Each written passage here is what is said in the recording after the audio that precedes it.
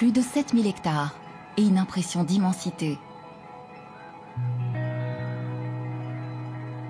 Vue du ciel, la baie de Somme se regarde comme une peinture, un tableau où le gris prend parfois des reflets inédits. 2 fois par jour, la Manche pénètre dans cet estuaire sans véritable frontière. 2 fois par jour, elle se retire, laissant derrière elle une pellicule salée qui fait le délice des végétaux marins. Tous les habitants ici ont appris à vivre de la baie, par goût, par nécessité, par habitude. Comme Rainette, la verrotière. Sébastien, le chef cuisinier, qui nous emmènera dans un lieu surprenant, l'herbarium. Ou encore Julie, fille et petite-fille de marins-pêcheurs, que nous accompagnerons en mer pour y chercher des crevettes grises.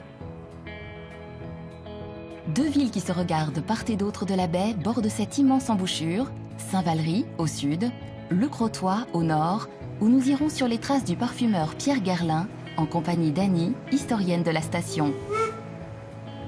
Un voyage dans le temps qui peut se faire au rythme d'un train à vapeur, restauré par Thierry et toute son équipe de passionnés. Une attraction pour les touristes de plus en plus attirés par cette côte préservée du béton, classée parmi les grands sites de France en 2011.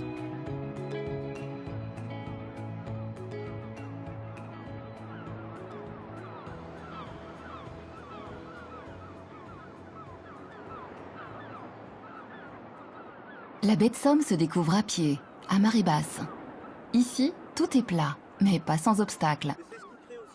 Et c'est avec Arnaud que nous débutons notre voyage dans la douceur d'une fin d'après-midi. La baie de Somme, c'est un endroit qui laisse insensible personne. On est dans l'ordre du passionnel.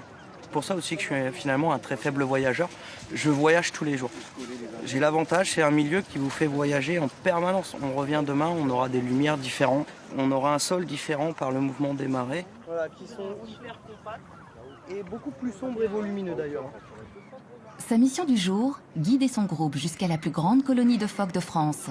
Près de 500 animaux qu'il prend soin de ne pas approcher de trop près.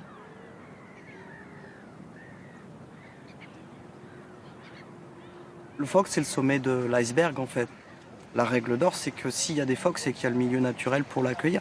Donc effectivement, la baie, c'est la base de la présence des phoques. Et pour nous, c'est important aussi d'expliquer ce milieu naturel qu'il faudra préserver pour préserver l'espèce au final. Le but d'une balade comme on peut faire là, c'est d'apprendre quelles sont les conséquences de notre présence à ce public-là. Il y a quelques années de ça, j'ai reçu un message d'une dame qui revenait, qui me disait « voilà, je vais revenir avec mes petits-enfants. On a bien retenu le truc, on va aller voir les phoques, mais on va rester à distance raisonnable. » Ça veut dire que j'avais bien fait mon travail et fait passer cette passion-là aussi. Si la baie est un spectacle, elle est avant tout pour beaucoup un gagne-pain. Ici, pas besoin de monter sur un bateau pour être pêcheur. Ils sont plus de 200 à sillonner le terrain à pied. Parmi eux, celle que l'on surnomme Rainette. On voit qu'il y a eu des grandes marées, il y a de l'eau partout. Avec Frédéric, elle laboure la baie pour y récolter des vers, les petits appâts qui seront destinés à la pêche de plaisance. Verrotière, c'est le drôle de nom de ce métier très physique, pratiqué autrefois par les femmes de marins.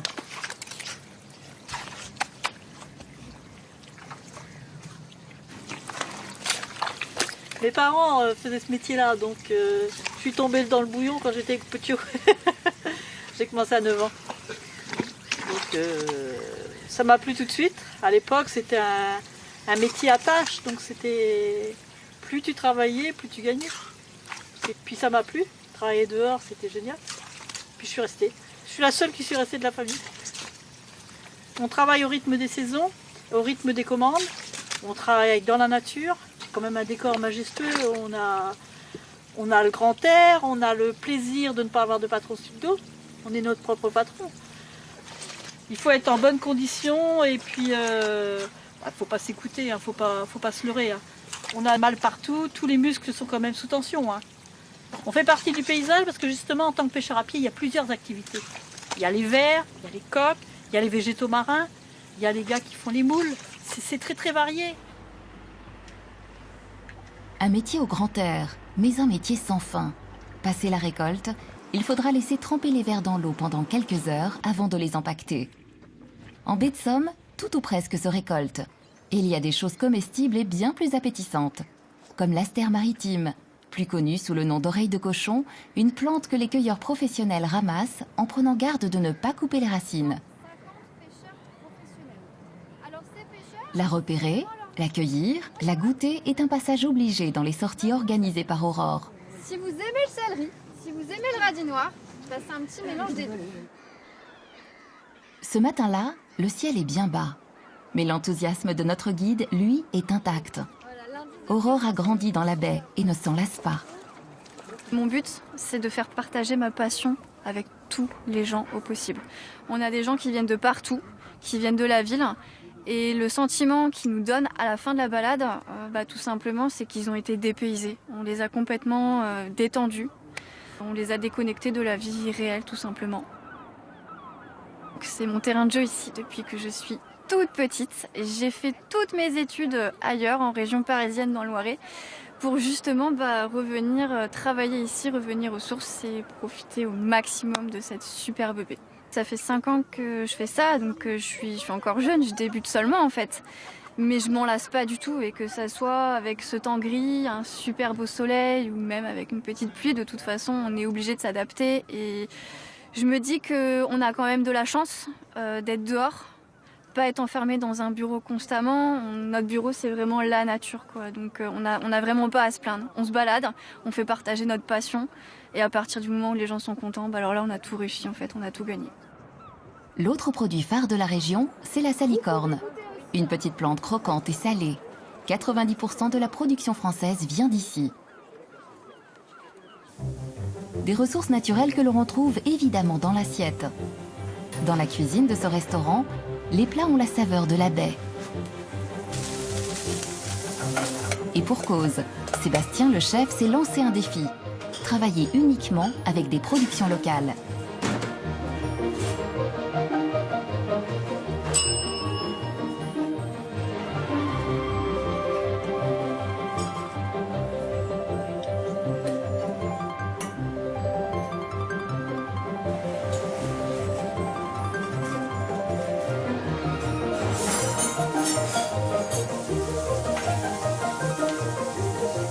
Il y a les petites herbes de la baie, donc la salicorne, soude, un peu de fleur de monnaie du pape, et ça c'est une nonne mère qui va finir de cuire en fait le maquereau.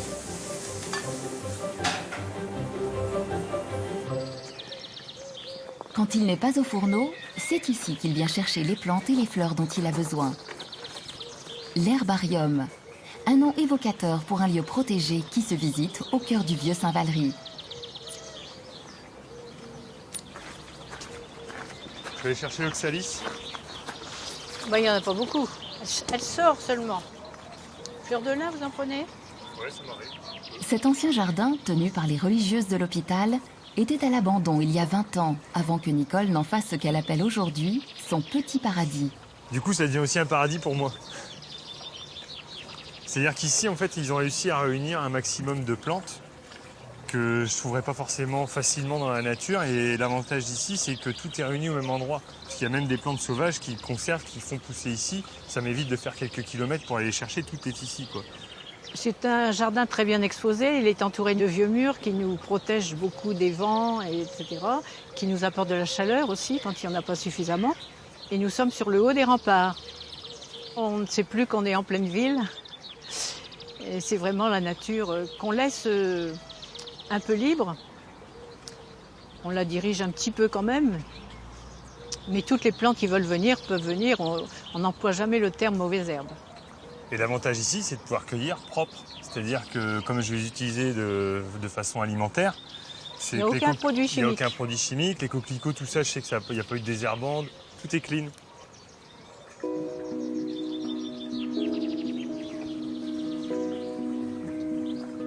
À Saint-Valery, la nature s'est donc invitée là où on ne l'attendait pas. À 2 pas des rues médiévales de la ville haute et des murs en galets de l'église Saint-Martin. Protégée par ses remparts, la ville domine une terre limoneuse qui permet bien des cultures. Quelques kilomètres plus loin, nous voici désormais dans la ferme de Florent, un maraîcher qui cultive bio. C'est ici notamment que notre chef cuisinier vient s'approvisionner en fruits et légumes.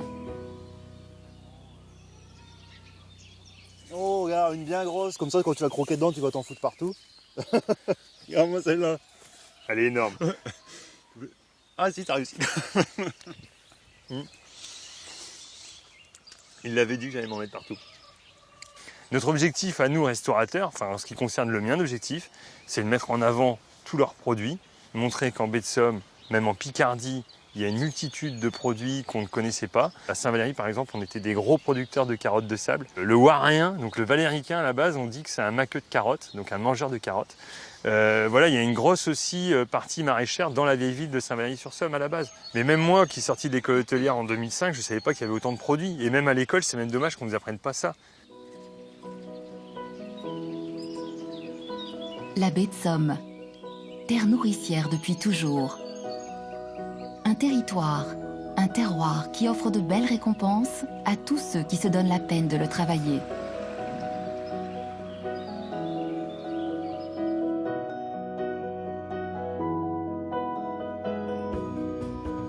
Et puis bien sûr, il y a la pêche. Comment pourrait-il en être autrement quand la Manche est à vos pieds? La baie s'ensable petit à petit, mais il reste encore des chalutiers dans le petit port du Hourdel.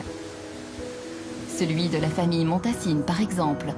Fabrice, le père, Julie, la fille, et Sébastien, encore lui, à quai malgré la pluie battante, venu faire son marché à peine le bateau déchargé.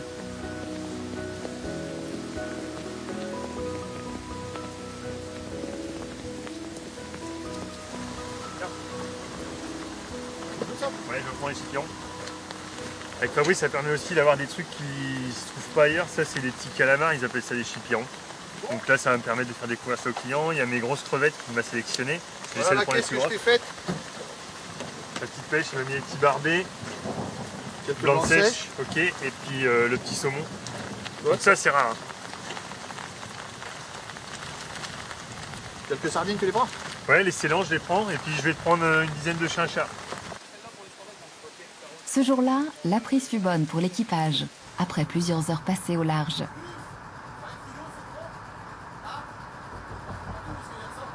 Une nouvelle sortie en mer pour Julie, 17 ans, qui se destine, comme son frère Baptiste, à ce métier de sacrifice et de passion. Un virus attrapé dès l'âge de 3 ans dans le sillage de son père et qui ne l'a plus quitté. Je pourrais pas changer de métier. Si on m'enlève ça, c'est pas possible. Un jour, j'ai été une semaine sans aller à la mer, fallait que j'y retourne, quoi, parce que pas possible. J'ai été élevée dedans, donc pour moi, c'est inévitable de travailler dedans. On sait jamais ce qu'on va ramener.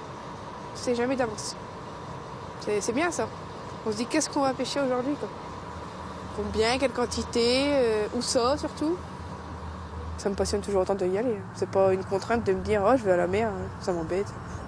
Au contraire, je pense pas oh on va rien pêcher, il y a mauvais temps, il n'y a pas de soleil, je vais pas voir mes copains, rien de tout ça. C'est intéressant de se dire qu'on est la 6e génération puis qu'on veut continuer l'entreprise familiale. C'est entraînant, quoi. C'est une fierté un peu d'un côté. De se dire ouais, j'ai repris la boîte de mon père, quoi. Je pense qu'il y a quelque chose dans les gènes qui fait que on réfléchit pas à autre chose et puis c'est parti, quoi. Quand j'étais gamin, il y avait déjà des vieux qui disaient fais pas ce métier-là, tu vois. Je parle en patois, mais ils me disaient ne fais pas ce métier-là. C'est un métier de misère, c'est un métier de machin. Bon après, si on fait notre tarif horaire, c'est même pas la peine de compter, mais il y a des coups de blues obligatoirement, comme dans tout, hein, je pense. Donc de temps en temps, tu te dis putain, qu'est-ce que je fous là, ou quand il n'y a pas de pêche, ou quand il fait mauvais, ou quand il y a quand même des choses qui, de temps en temps, qui t'amènent à réfléchir, mais que dès qu'il fait beau, puis dès que ça se passe bien, et puis qu'il y a un peu de poisson ou quelque chose, le naturel revient au galop, on va dire. Ce qu'on connaît le mieux, c'est quand même notre baie, quoi. Hein. C'est un peu comme tout pêcheur, quoi. Les racines sont là, et après. Il y a quand même des endroits où on y va pratiquement les yeux fermés. On sait qu'il y a un trou d'eau puis qu'on va réussir à se mettre à l'abri dedans et tout ça, quoi. C'est parce qu'on pratique tous les jours, quoi, et qu'on connaît ça comme, on va dire qu'on connaît ça comme notre poche, quoi. Dans la famille Montassine, les générations se suivent et se ressemblent. les crevettes grises continuent de s'accumuler dans les filets. Une campagne au printemps, une autre à la fin de l'été. Une vie au rythme des saisons et de la baie.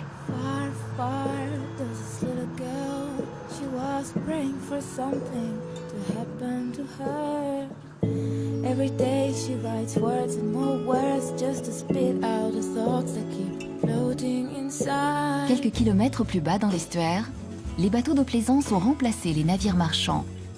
Saint-Valery n'est plus le grand port de commerce qu'il était autrefois, mais la cité a conservé tout son charme. Et si l'on continue de voyager, c'est par un autre moyen.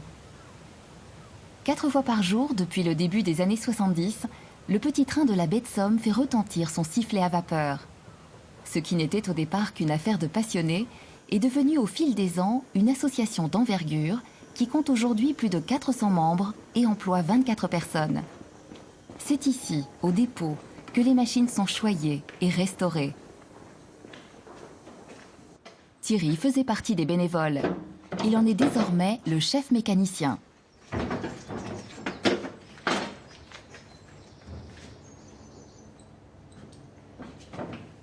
La baie de Somme sans petit train, ça serait... On pourrait plus s'en passer, je crois, maintenant. Tous les gamins qui vont à l'école, tout ça, tous les dessins qu'ils font, c'est des trains à vapeur. Les panneaux qui indiquent qu'il y a un passage à niveau sur les routes, c'est des trains à vapeur. Au début, il y avait quoi, 5-10 000 voyageurs. Maintenant, on est arrivé presque à 200 000 voyageurs. Moi, ce que j'aime, c'est de restaurer ces vieilles locomotives. Cette locomotive-là, quand même de 1889, la même année que la Tour Eiffel. Et celle-là a une histoire incroyable. C'est qu'elle a été construite à Denain. Et elle est partie aux États-Unis pour creuser le canal de Panama. Et un jour, dans les années 90, je crois, on l'a vue sur une annonce qu'elle était à vendre. Et on a été la récupérer. Et là-bas, elle est revenue dans un conteneur. Et on l'a restaurée, on l'a remis en circulation en 2000. Ça s'allume comme un poêle à charbon avec du bois, du papier. Après, il faut faire monter la pression de la chaudière. Il faut qu'on soit à 12 bars. Après, il y a plein de charbon à faire, le graissage, le nettoyage, et puis après, on est prêt à partir. Au bout de 4 heures, il faut 4 heures de préparation.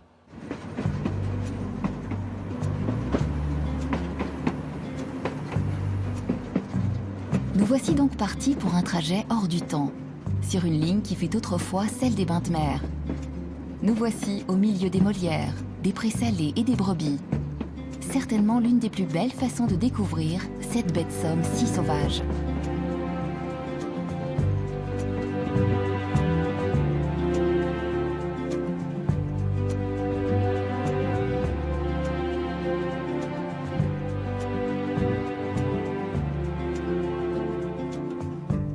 Black lover, rise again. Black lover, I'm your man. Since I heard your name, nothing is quite the same out in the golden rain.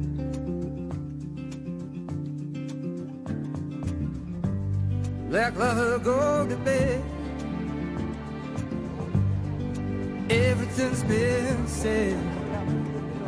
Since I heard your name, nothing is quite the same out in the golden rain. À mi-parcours, les trains partis du nord et du sud de la baie se croisent et se retrouvent en gare de Noyelles-sur-Mer. Un arrêt technique, le temps d'inverser les locomotives.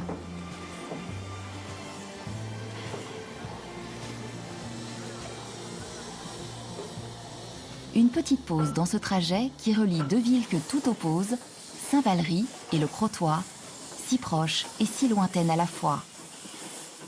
Deux histoires, deux identités différentes que nous détaille Sylvie, membre de l'association qui gère le chemin de fer, le trait d'union idéal entre les deux rives de la baie. À Saint-Valery, on est un port de commerce avec une bourgeoisie. Au Crotoy, historiquement, c'était davantage des pêcheurs. D'ailleurs, il reste beaucoup de bateaux de pêche au Crotoy. Et des gens qui ont su entrer dans l'ère des stations balnéaires beaucoup plus que Saint-Valery, qui n'en avait pas besoin finalement pour survivre et exister.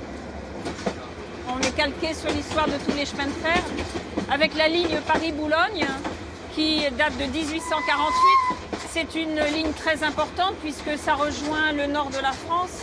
Hein, tout le réseau nord était le réseau le plus important. Et le chemin de fer, comme partout, hein, a contribué à l'émergence de toutes ces stations balnéaires.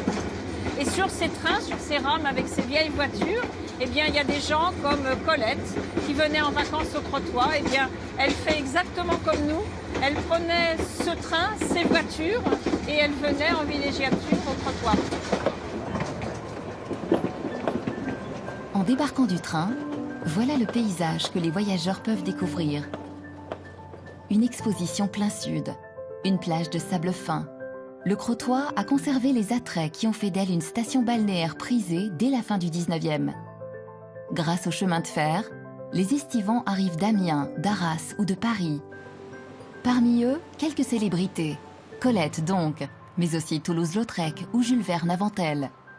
Avec Annie, historienne des lieux, nous partons à la rencontre de celui qui fut le premier à déceler le potentiel de cette côte, Pierre Guerlin.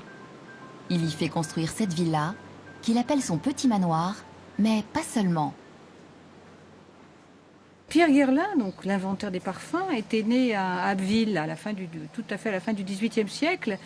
Et évidemment, il connaissait cette région, il connaissait cette baie. Et très tôt, il a souhaité ici installer un établissement de bain, un hôtel-établissement de bain.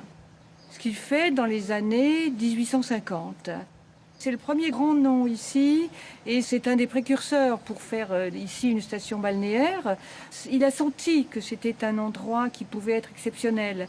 Et le Grand Hôtel, pendant un certain temps, a très bien fonctionné. Après, malheureusement, les problèmes d'entretien, les problèmes de guerre font qu'il a été démoli après la Seconde Guerre mondiale et il n'en reste rien. Mais c'était vraiment un des points phares de la station balnéaire. Nous poursuivons notre balade en empruntant quelques rues typiques où les petites maisons de pêcheurs rappellent le Crotoy d'autrefois. Mais c'est bien sur le front de mer que se trouve la signature de la ville. Avec ses 2 tourelles dont il tire son nom, cet hôtel est un repère pour les promeneurs et offre une vue imprenable sur l'estuaire.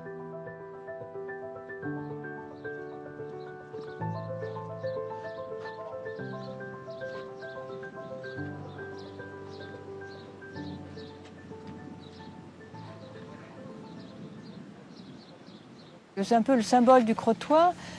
Donc c'est une villa d'estivants qui a été construite par Monsieur Lecoq. D'ailleurs, on voit le coq sur la façade. Et la villa s'appelait la villa Le Souvenir. Et au fil du temps, elle est devenue un hôtel et elle s'appelle Les Tourelles. On est à l'intérieur des anciens remparts. Là, on domine la mer, on domine la baie. Et on est c'est le pendant de Saint-Valery. Saint-Valery étant une ville plus importante et le Crotoy un village fortifié. C'était des 2 lieux d'observation et de défense de la baie.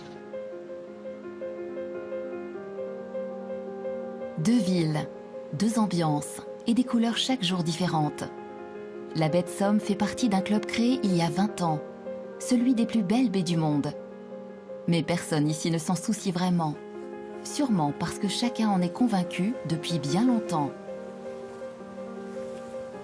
Sur les hauteurs de Saint-Valery, près de la chapelle des Marins, nous retrouvons une dernière fois Sébastien. Toujours en quête de nouvelles saveurs, de nouvelles expériences. C'est ça la baie de Somme, c'est un territoire finalement qui est en perpétuel mouvement, finalement un peu à la vitesse où nous on travaille, on n'arrête pas de bouger, on va avoir un producteur, on va en voir un deuxième, on vient cueillir, on va voir Mme Quillot. C'est ça la baie, c'est un mouvement perpétuel, un mouvement de marée, un mouvement d'hommes. On vit finalement en fonction des marées, on vit en fonction des vents et marées, c'est ça le terme.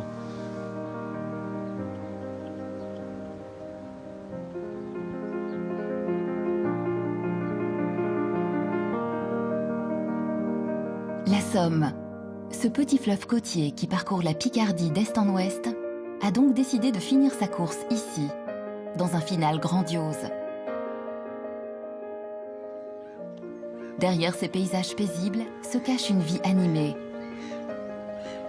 La nature y a tous les droits, l'homme toute sa place. Et aussi loin que l'on regarde, rien ne semble devoir interrompre cette belle harmonie.